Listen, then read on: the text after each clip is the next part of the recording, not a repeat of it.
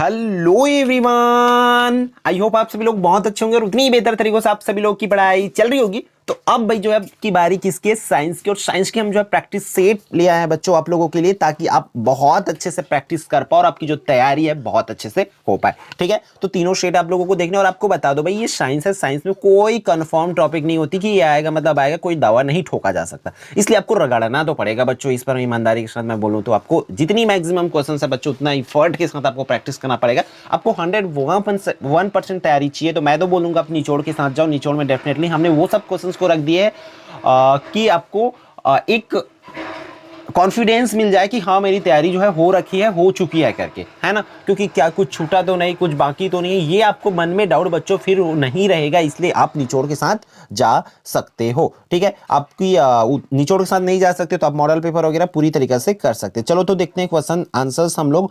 First question आपकी screen पर है बच्चों। क्या बोला जा रहा है? सही विकल्प पर चुन करके लिखिए, choose the correct option and right. क्या बोला जा रहा है? निर्वात में प्रकाश की चाल होगी, तो निर्वात में प्रकाश की चाल कितनी होती है? 3 × 10⁸ मीटर पर सेकेंड होती है। क्लियर है बच्चों? रहेगी याद, अगर पूछा जाए तो निपट लेना भाई आप लोग। क्लियर है? क्वेश्चन नंबर 2, सकीना के पेट में अम्लीयता के कारण जलन हो रही है, उसे औसकता के अम्लीयता के कारण अगर जलन हो रही है तो उसको दुर्बल क्षार की आवश्यकता है। क्लियर है? ठीक, तो ध्यान से देखेंगे आप लोग, समझते हुए चलेंगे। क्वेश्चन नंबर 3 आपकी स्क्रीन पर है। क्या बोला जा रहा है आप लोगों को यहाँ पर कि धातुओं में सबसे सक्रिय धातु कौन सा है? तो सक्रिय धातु कौन सा भाई? कौन सा रिएक्टिव एलिमेंट है? तो कौन सा भाई कौन सा रिएक्टिव मेटल है? तो सोडियम जो है वो है आप लोगों का। क्लियर है? फिर आप लोगों का क्वेश्चन नंबर 4 स्क्रीन पर है बच्चों। क्या बोला जा रहा है? पॉलीथीन निम्न में से किसकी बहुलक है ना। Polythene is a polymer of which of the following, तो वो किसकी भी? C2H4, मतलब 20 की सही जवाब हो जाएगा। ठीक है, फिफ्थ वन की अगर बात करें तो फिफ्थ में क्या दिया हुआ है बच्चों? फिफ्थ में अजैव घटक क्या? अजैव घटक मतलब उपरोक्त तो सभी आ जाएगा। ठीक है, इनऑर्गेनिक कंपाउंड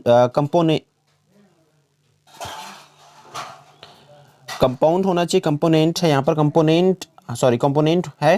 ठीक है, तो ये देख लेना आप लोग। फिर यहाँ पर देखो रिक्त स्थानों की पूर्ति वाला देखिए तो फिल इन द ब्लैंक्स में फर्स्ट वन इज टॉर्च का जलना रासायनिक ऊर्जा का विद्युत ऊर्जा में रूपांतरण। टॉर्च जल रहा है तो रासायनिक ऊर्जा किस में बन रही है? विद्युत ऊर्जा में। तो यहाँ पर आप लोग बच्चों लिखोगे विद्युत ऊर्जा। फिर उत्पादक को प्राथमिक पोषण स्तर कहा जाता है, ये आप लोगों को याद रखना है। फिर थर्ड वन की अगर बात करें तो फ्लेमिंग के बाएं हाथ के नियम से धारावाही चालक पर गति की दिशा या बल की दिशा इस तरीके से यहाँ पर लिख सकते हो। क्लियर है?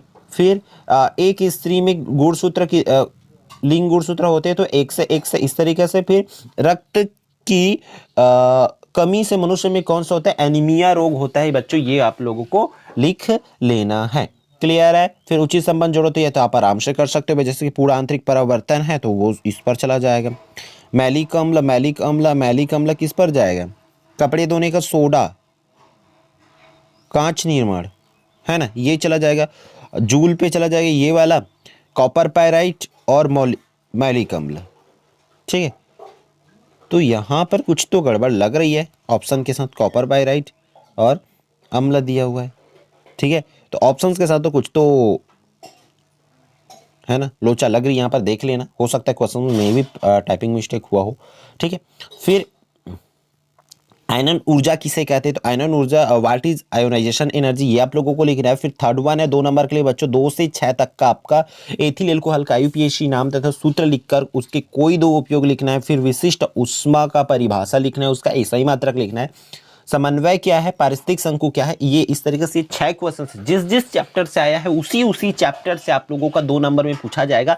इसलिए रगड़ के पढ़ो बच्चों। साइंस है ये, मजाक में नहीं लेना है, हल्के में नहीं लेना है। ठीक है, क्योंकि आप लोगों को हमेशा मैं सच्चाई से ही सामना कराया हूँ। ऑल सब्जेक्ट में हिंदी, इंग्लिश या मैथ्स की बात करूँ तो साइंस में भी मैं वही चीज़ें आपको रिकमेंड करूँगा जो आपके लिए बेस्ट हो। ठीक है, रगड़ना तो पड़ेगा बच्चों। ठीक, क्योंकि इसमें कंफर्म नहीं होती है। 100 डिग्री सेल्सियस को फ़ारेनहाइट में बदलने वाला ये वाली क्वेश्चंस का लेना है। फ्लेमिंग के दाएं बाएं दोनों हाथ के नियम को करना है। समजात अंक को यहाँ पर रखा हूँ, आपको समजात, समृद्धि और अवशेषित तीनों को पढ़ के जाना है। याद रखना, कोई भी टीचर या मैं एक प्रैक्टिस पेपर में ऑल इंपॉर्टेंट क्वेश्चंस को नहीं डाल सकता। मैं सिर्फ एक ही को डालूंगा, है ना। बाकी तो आपका 5 से 6 क्वेश्चंस पढ़ी है ना बुक पे, तो उस क्वेश्चंस को पढ़ना पड़ेगा। ठीक है, फिर 10वां पूर्ण आंतरिक परावर्तन क्या है, एक को डाला हूं तो आपका कितनी सारे क्वेश्चन बाकी रह जाते। क्रांतिक कोण क्या है, उत्क्रमणीयता का सिद्धांत क्या है ना, आपका पूर्ण आंतरिक परावर्तन जब ये हो गया तो आपको उसके उदाहरण, कारण, ये सब चीजें, और प्रवर्तन अपवर्तन के नियम, प्रकार, ये कितनी सारी चीजें बाकी, तो उन सब चीजों को पढ़ना पड़ेगा डेफिनेटली, आपकी नंबर तब जाके होगी कंप्लीट। फिर यहाँ से 4 अंक वाली क्वेश्चन स्टार्ट होते, तो 4 अंक में इस तरीके से क्वेश्चन पूछे जाएंगे आप लोगों को, जैसे कि आप चैप्टर नंबर 2 से 3-4 क्वेश्चन इस तरीके से है उसको करना पड़ेगा, ठीक है। और फिर चैप्टर नंबर 4 से इस तरीके से प्रश्न आएंगे, इसलिए आप लोग प्रश्न क्रमांक एटलीस्ट 20 तक आपके जो तत्वों का नाम है, परमाणु क्रमांक है बच्चों, वो अच्छे से याद रख लेना है ताकि आप अच्छे से एग्जाम में कर पाओ, ठीक है।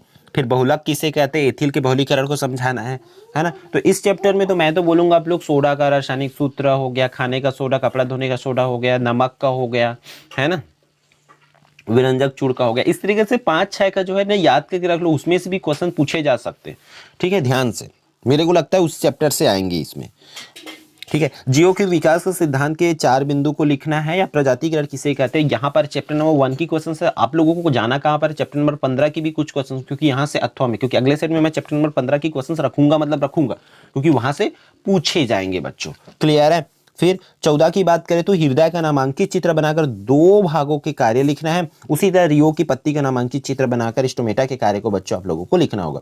फिर 15 की बात करें, देखो भाई 15 भी बेचारा टूट के, ऐसा नहीं कि 5 नंबर वाली क्वेश्चन से तो एकदम बड़ा आएगा ना भाई, ना, आपको छोटा छोटा पढ़ना पड़ेगा, और छोटा के लिए बहुत ज्यादा नंबर ऑफ क्वेश्चन बढ़ जाती है बच्चों, इसलिए आप लोगों को अच्छे से करना पड़ेगा। इस तरीके से क्वेश्चन की तैयारी जो है आपको करना होगा, ठीक है। यहाँ पर बोला जा रहा है क्रांतिक कोण क्या है या किस पर निर्भर करता है, इसको बताना है। लेंस की 3 उपयोग, तो आपको इस देखो 5 अंक के लिए मैं बात करूं तो पार्ट 10 और पार्ट 13 दोनों चैप्टर को अच्छे से करना पड़ेगा, क्योंकि दोनों चैप्टर से आपका 3 नंबर वाला और 5 नंबर वाला क्वेश्चन आना ही है, और वही 3 नंबर वाला 5 में पूछे जा सकता है, और वही 5 वाला 3 में पूछे जा सकते हैं, तो इस हिसाब से भी आप लोग ध्यान में रखोगे। फिर अपवर्तन क्या, अपवर्तन के नियम लिखना है ना, ये आपको करना है। समतल दर्पण के 3 उपयोग, तो समतल दर्पण हो गया, उत्तल दर्पण हो गया, अवतल दर्पण, तीनों दर्पण के उपयोग आपको करना है। मैं क्योंकि एक पेपर में एक ही को तो रख सकता हूँ ना, आपको चीजों को समझना पड़ेगा, रिलेटेड क्वेश्चंस करना पड़ेगा। अब ये चीजें फॉलो कर लिए डेफिनेटली बच्चों, मेरी बातें मान लिए, तो जैसे आपने मैथ्स में फोड़े, इंग्लिश में फोड़े हैं, डेफिनेटली आप साइंस में भी फोड़ के ही आओगे, ठीक है।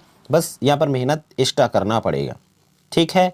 फिर फ्यूज क्या है, किस पदार्थ का बना होता है। विद्युत चुंबक की प्रेरणा से क्या है, प्रत्यवर्ती धारा, दिष्ट धारा, है ना, इन सब चीज पे अंतर, किलोवाट क्या है, इस तरीके से प्रतिरोध, विशिष्ट प्रतिरोध, चालक को प्रभावित करने वाले कारक, ये क्वेश्चंस है भाई, आप हमने निचोड़ में भी डाले हैं, या 40+ वाली सीरीज की वीडियो देखेंगे तो वहां पर भी इन क्वेश्चंस को हमने रखे हैं, तो वो दोनों में से किसी एक को फॉलो कर लो, ठीक है। अगर आपको 40 तो 50 नंबर तक की मार्क्स चाहिए, तो मैं तो बोलूंगा जो 40+ वाली सीरीज में वीडियो डाली है ना, उसको देख लो बच्चों, क्योंकि उसमें मैंने हर चैप्टर से 4 से 5 क्वेश्चन उठा के रख दिया है आपको, ताकि आपकी जो तैयारी है बहुत अच्छे से हो पाए, ठीक है। तो ये रहा। फिर 17 की बात करें, प्रश्न क्रमांक 17 की बात करें बच्चों, तो प्रश्न क्रमांक 17 में आप लोगों का भर्जन निष्पादन में अंतर है, तो खनिज, धातु, अयस्क, इन सब में अंतर है, इस तरीके से करना है। नाइट्रोजन के 3 औद्योगिक उपयोग हो गया, है ना, ऑक्सीजन के 3 औद्योगिक उपयोग, इस तरीके से खनिज, अयस्क, तो बहुत से जो गालक होते हैं, शुद्ध पदार्थ होते हैं, इन सब चीजों को आपको करना पड़ेगा। फिर एक तो 6 नंबर में आएगा आपका पाठ 7 और 8 में से, 7 और 8 में से डायग्राम्स करना है, अंतर करना है। अंतर 3-4 अंतर है भाई, अंतर इसमें फिलहाल नहीं के बराबर रखा हुआ है, तो अंतर आपको करना है, जैसे कि धमनी शीरा में अंतर पूछे जा सकते हैं, ऑक्सी अनऑक्सी श्वसन में अंतर पूछे जा सकते हैं, है ना, तो अंतर 3-4 अंतर है जिसको आपको करना पड़ेगा इस चैप्टर से, ठीक है। तो यहाँ पर प्लेसेंटा पूछा गया है, ऐच्छिक अनैच्छिक क्रिया पूछा गया, गर्भवती महिलाओं के स्वास्थ्य के लिए किन किन बातों की ध्यान रखना चाहिए, तो ऐसे पूछे गए, तो आप लोगों को ध्यान से करना होगा, ठीक है। ठीक है, तो बच्चों इस वीडियो में इतना ही, फिर मिलते हैं आने वाले इंपॉर्टेंट वीडियो में। जय जोहार, जय छत्तीसगढ़।